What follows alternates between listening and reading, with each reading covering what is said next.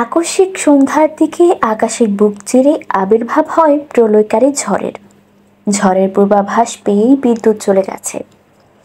৫ তলার ভবনটি এখন পুরোপুরি বিদ্যুৎবিহীন, জেনারেটরও চালু হচ্ছে না। তা দেখে বিরক্তিতে সূচক উচ্চারণ করল সন্ধ্যা। ফোনের টর্চ জ্বালিয়ে বসার ঘরে এসে নয়না বেগমকে ডেকে বলল, চাচি, মোমবাতি আছে কি বাসায়? সন্ধ্যা ডাক শুনে বেরিয়ে আসলো রুম থেকে নয়না বেগম। হ্যাঁ আছে, লাগবে? হ্যাঁ লাগবে। নয়না বেগম রান্নাঘর থেকে মোমবাতি জ্বালিয়ে সন্ধ্যার হাতে দিল। সন্ধ্যা মোমবাতি নিয়ে রুমে আসার জন্য পা বাড়াতে নিলে হঠাৎ দরজায় খটখট শব্দ শুনতে পায়। সন্ধ্যা মোমবাতি নিয়েই দরজার দিকে এগিয়ে গিয়ে দরজা খুলল। মোমবাতির আলোয় আলোকিত হলো রাতের চেহারাটা। রাত সন্ধ্যার মুখের দিকে তাকালো। মোমবাতির আলোয় সন্ধ্যার মুখটা বেশ মায়াবী লাগছে। ইস, মেয়েটাকে একটু দেখার জন্যই তো এই সাত সন্ধ্যায় আসা। সন্ধ্যা দরজা থেকে সরে দাঁড়ালো রাতকে ভেতরে আসতে দেওয়ার জন্য। রাত ভেতরে ঢুকলো। সন্ধ্যা দরজা আটকে দিয়ে বলে, আমি আসার পর আপনি যতবার এসেছেন আমাদের বাসায় ততবারই ভুলভাল সময় চলে এসেছেন। রাত বিড়বিড় করে বলল, ভাগ্যিস ভুলভাল সময়ে চলে এসেছি, আপনার দেখেছিলাম। তা না হলে এই জীবনটা বৃথাই থেকে যেত আপনাকে না দেখার আফসোসে। কিছু বললেন? রাত সন্ধ্যার দিকে ফিরে চিনির বাড়িটা বাড়িয়ে দিয়ে বলল, না না, কিছু বলিনি। এই যে এটা সুগার, চিনি দিতেই আসা। সন্ধ্যা চিনির বাটিটা টেবিলের উপর রেখে রাতকে বসার রুমে রেখে চলে যেতে নিলে রাত পেছন থেকে ডেকে বলে ওঠে, আরে মোমবাতি নিয়ে যাচ্ছেন কোথায়? আপনার বাসার গেস্ট আমি। সন্ধ্যা পেছন ফিরে বলল,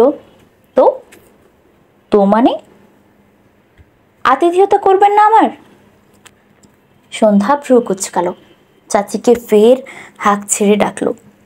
নয়না বেগম ফের রুম থেকে বেরিয়ে এসে বলল, আবার কিছু লাগবে? সন্ধ্যা রুমে যেতে যেতে বলল, না আমার কিছু লাগবে না, ওনার আতিথেয়তা লাগবে, একটু আতিথেয়তা দাও তাকে। সন্ধ্যা চলে গেল। নয়না বেগম রাতের দিকে এগিয়ে এসে পাশে বসে বলল, কি লাগবে তোমার রাত? রাত এদিক ওদিক তাকিয়ে বলল, কই কিছু না তো আন্টি, আসলে চিনি দিতে এসেছিলাম। নিখিল ভাইয়া কোথায়? ওর তো জ্বর এসেছে, কাঁথা মুড়ি দিয়ে শুয়ে আছে। ওহ, চলুন আমাদের বাসায় যাই, আপনারা তো আর সেধে আসবেন না আমার মতো, তাই বলেই নিয়ে যাচ্ছি। আপা কি করছে? নিয়ে আসতে সাথে করে। মা তো জানেই না আমি আপনাদের বাসায় এসেছি, সেই সকালে বলেছিল চিনি দিয়ে আসতে, আলসিমের জন্য আসাই হয়নি। ওহ আচ্ছা, যাবেন? এখন আর না যাই, কাল সকালে যাবনি। আচ্ছা তাহলে উঠছি। রাত একবার ভেতর ঘরের দিকে চোখ বুলালো, একটু যদি সন্ধ্যার দেখা পেত, কিন্তু না, পেল না। সন্ধ্যাকে দেখতে না পেয়ে অগত্যা চলে গেল। রাত বাসায় আসতেই দেখতে পেল তার মা ফোনে কথা বলছে। রাত এগিয়ে মায়ের কাছে গেল, ফিসফিস করে বলল, কে ভাইয়া? আমেনা বেগম ইশারায় বুঝালেন হ্যাঁ। রাত সরে আসলো। তার ভাই প্রচুর রাগী, বদমেজাজি। রাত ভীষণ ভয় পায়। রাত সোফায় বসে অপেক্ষা করলো তার মায়ের কথা বলা শেষ হবার। কথা বলা শেষ হলে রাত ফের জিজ্ঞেস করে, ভাইয়া আসবে কবে? 2-1 ভেতরেই চলে আসবে। ওহ, ভাইয়া আসা মানেই তো মা আমার স্বাধীনতা হারানো। প্লিজ মা, এবার ভাইয়া একটা বিয়ে করিয়ে দাও, যত শাসন সব বউকে করুক। এত বড় হয়ে গেছি তবু ভাইয়া আমার শাসন করে, এই দুঃখ আমি কোথায় রাখবো বলো? আমেনা বেগম রাতের মাথায় হাত দিয়ে এলোমেলো চুলগুলো ঠিক করে বলে, বড় ভাই নামক মানুষটা আছে বলে এত সুন্দর ইজিলি লাইফ লিড করতে পারছিস, তার সামান্য শাসন টলারেট করতে পারছিস না? রাত চোখ ছোট ছোট করে বলল, আই এম জোকিং মা। আচ্ছা আয় খেতে বস। সন্ধ্যা রুমে এসে মোমবাতিটা টেবিলের উপর রাখে। ল্যাপটপে জরুরি কাজ করছিল ঝড় আসার আগে। এখনও ল্যাপটপটা ওপেন দেখে সেটা বন্ধ করে বিছানায় বসলো। ফোনের লক খুলে ফেসবুকে ঢুকলো আজ 2 দিন পর। ফেসবুকে ঢুকতেই দেখতে পেল রিকোয়েস্ট অপশনে অনেকগুলো নতুন ফ্রেন্ড রিকোয়েস্ট এসেছে, অচেনা সবাই। সেজন্য সন্ধ্যা আর একসেপ্ট করলো না। নিউজ ফিড স্ক্রল করতে লাগলো। মিনিট 10 যেতে না যেতেই আবার একটা নোটিফিকেশন আসলো, কেউ তাকে মেসেজ দেওয়ার ট্রাই করছে। সন্ধ্যা মেসেজ রিকোয়েস্ট অপশনে গেল, দেখলো একটা অচেনা আইডি থেকে মেসেজ দেওয়া হয়েছে। আইডিটার নাম দেখে আপনি ভ্রু কুচকে আসলো সন্ধ্যার। আইডিটার নাম আশা রাতের সন্ধ্যা দেওয়া, আর মেসেজে দিয়েছে, অপ্রিয়তার এক সন্ধ্যায় তোমায় জানাচ্ছি 1 কাপ চায়ের নিমন্ত্রণ। সন্ধ্যা পাল্টা মেসেজ দিল, কে আপনি? সময় নিল না মেসেজের ওপাশে থাকা ব্যক্তি সিন করতে, সাথে সাথেই জবাব পাঠালো, মানুষ। সেটা আমিও জানি, মানুষ ছাড়া তো আর কোনো প্রাণী পশু ফোন চালায় না। বাহ, বেশ ব্রিলিয়ান্ট তো আপনি। পরিচয়টা দিন, তা না হলে ব্লক করতে বাধ্য হব। পরিচয়? জি, অপরিচিত থাকি, কখনো সুযোগ হলে পরিচয় দেব। তার মানে কি আপনি বা আমি পরিচিত? মেসেজটা সেন্ড হলো, কিন্তু ডেলিভারি হলো না। সন্ধ্যা বুঝলো মেসেজের ওপাশে থাকা মানুষটা লাইনে নেই।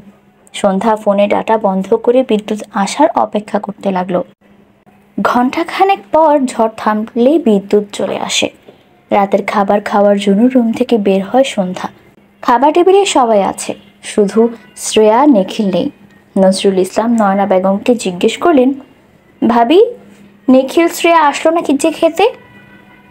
নিখিলের তো শরীর অসুস্থ, রুমেই আছে। শ্রেয়া খাবার নিয়ে গেছে। সন্ধ্যা চুপচাপ খাবার খেয়ে হাত ধোয়ার জন্য বেসিনে আসলো। হাতটা ধুয়ে রুমের দিকে যেতে নিলে চোখ পড়ল শ্রেয়াদের রুমের দরজা খোলা। নিখিল আজোয়া হয়ে আছে। শ্রেয়া সযত্নে খাইয়ে দিচ্ছে, আর নিখিল খাচ্ছে। কি যেন হলো সন্ধ্যার বুকটায়, ভীষণ ব্যথা অনুভব করলো। আর এক মুহূর্ত দাঁড়িয়ে না থেকে নিজের রুমে চলে আসলো। দরজা আটকে বিছানায় বসলো। মাথা 2 হাত দিয়ে নিজেকে শান্ত করার প্রয়াস চেষ্টা করতে লাগলো। বুকে জ্বালা হচ্ছে। সন্ধ্যা বুকে হাত ঘষতে ঘষতে বলল, কন্ট্রোল সন্ধ্যা, কন্ট্রোল, কিছু হয়নি তোর, তুই স্ট্রং। এসব অহরহ ঘটবে তোর চোখের সামনে, তুই আবেগ নিয়ন্ত্রণ কর। এত বছর ধরে পোষা রাগ ঘৃণাটাকে সামান্য কিছু দৃশ্য দেখে হারিয়ে ফেলিস না। মনে করার চেষ্টা কর ওরা কিভাবে তোকে ঠকিয়েছিল। ওরা প্রতারক, ওদের তুই সারা জীবন ঘৃণা করবি। এদিকে ডক্টর আরাফাত বসে আছে ব্যালকনিতে, হাতে জলজল করছে মুঠোফোন। দৃষ্টি তার ফোনের দিকেই। থেকে থেকে মুচকে হাসছে আরাফাত। হঠাৎ আকস্মিক দরজা খোলার শব্দ পেতেই তড়িঘড়ি করে ফোনটা পকেটে ঢুকালো। পেছন ফিরিয়ে তাকাতেই দেখলো তার মা চলে এসেছে। আরাফাত এগিয়ে গেল। আরাফাতের মা বিরক্ত হয়ে বলল, হসপিটাল থেকে এসেছিস সেই কখন, এখনো রুমের মধ্যেই আছিস? বলছি রাতের খাবার কি মুখে নিবি না?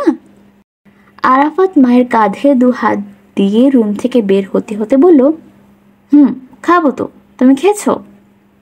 আরাফাতের মা আরিফা বেগম খাবার বাড়তে বাড়তে বলল, তোকে ছাড়া আমি কখনো খেয়েছি? আরাফাত খাবার খেতে লাগলো। আরিফা বেগম কিছুক্ষণ চুপ থেকে বলল, একটু কি মায়ের দিকটা বুঝবি না তুই? আরাফাত খাবার খেতে খেতে বলল, কি বুঝবো মা? এই যে সারাটা দিন একা একা বাসা কাটাতে হয়। আমারও তো বয়স হয়েছে, তোর হচ্ছে। কি বিয়ে শাদী করবি না? আরাফাত বিরক্তিকর চাহনি নিয়ে বলল, কি মা, খাওয়ার সময় বিয়ে বিয়ে করছো? এসব বিয়েটি এখন করব না। বিয়ে করা মানে নিজের স্বাধীনতা হারানো। এত তাড়াতাড়ি স্বাধীনতা হারাতে চাই না। ফাজলামো বন্ধ কর। বিয়ে মানে স্বাধীনতা হারানো তোরে কে বলছে? তোমার অতি প্রিয় গুণধর সেই মানুষটা। তোদের দুটোর মাথায় এই ভুলভাল তথ্য কে ঢুকিয়েছে সেটা বল। ওর মাথায় কে ঢুকিয়েছে সেটা জানি না, তবে আমার মাথায় ও ঢুকিয়েছে। You know, we are best friend. ও যে পথে হাঁটবে আমিও সেই পথেই হাঁটবো। ও যদি সারা জীবন বিয়ে না করে তাহলে কি তুইও করবি না নাকি? হ্যাঁ হ্যাঁ, আমিও করবো না। নাতি নাতনির মুখ দেখবো না আমি? যেখানে বৌমার মুখ দেখায় অনিশ্চিত হিসাব, সেখানে নাতি নাতনি অবধি যাচ্ছ কেন? আজকালকার জেনারেশনের ছেলে তোরাও থাকবি বিয়ে পাগল, তা না? তোরা এমন কেন? সবাই যদি বিয়ে পাগল হয় তাহলে সিঙ্গেল পদের সভাপতি থাকবে কে বলো? আর প্যারা নিও না, কপালে বিয়ে থাকলে হয়ে যাবে কোনো একদিন। ততদিন যেন আল্লাহ আমায় বাঁচিয়ে রাখে। আরাফাত আর কিছু বলল না, চুপচাপ খেতে লাগলো। মনে মনে ভাবছে অন্য কিছু। সে কি তার বেস্ট ফ্রেন্ডের অপেক্ষায় থাকবে নাকি? সে তো বিয়ে করেই ফেলবে চটজলদি। মেয়েও ঠিক এখন সময় বুঝে সব ফটাফট করেই ফেলবে। আরিফা বেগম লম্বা করে একটা নিঃশ্বাস ফেলল। ছেলে দুটোর বয়স 30 হতে চলল, অথচ তাদের বিবাহ নিয়ে কোনো চিন্তাই নেই। আদৌ এদের কপালে বউ থাকবে তো?